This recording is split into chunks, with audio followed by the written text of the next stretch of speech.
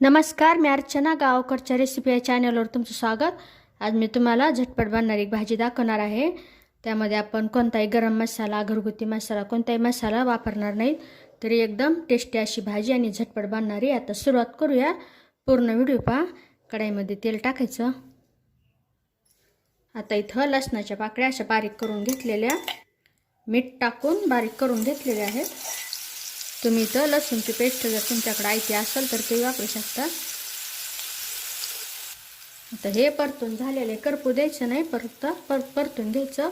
इथं मी वांगी अशी गावरान वांगी आहे, थोडीशी काटे काढून देठ काढून असे तुकडे करून कट करून घेतलेले हे टाकायचे वांगे।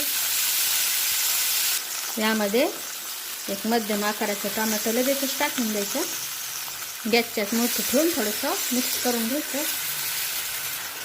यामध्ये आता लाल मिरचीची पूड, लाल तिखट आवडीनुसार, हळद, लाल तिखट आणि हळद टाकल्यानंतर छान मिक्स करून घेऊ। ते व्यवस्थित असं मिक्स केल्यानंतर गॅसची आच एकदम मंद करायची। तर मी सुरुवातीला लसूणमध्ये मीठ टाकलेलं होतं कुटून घेताना, तर तुम्ही या टायमाला मीठ टाकायचं आणि मंद आचेवर आता हे झाकून शिजून घेऊ। अधूनमधून चेक करायचं, काहीच वेळ लागत नाही वांगे शिजायला।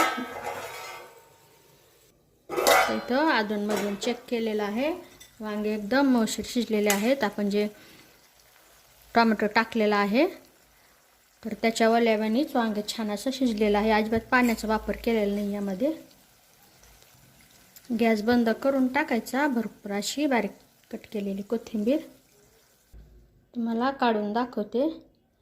एकदम सोप्या पद्धतीने बनवलेली, काही न टाकता, जास्तीचं साहित्य न टाकता, मसाला न टाकता बनवलेली एकदम वांग्याची छान अशी ओरिजिनल चव लागते। तर नक्की बनवा आणि कसं झालं तेही मला कमेंटमध्ये नक्की सांगा। अशा माझ्या साध्या सोप्या पद्धतीच्या रेसिपीज तुम्हाला आवडत असतील तर माझ्या चॅनलला सबस्क्राईब करा, लाईक करा।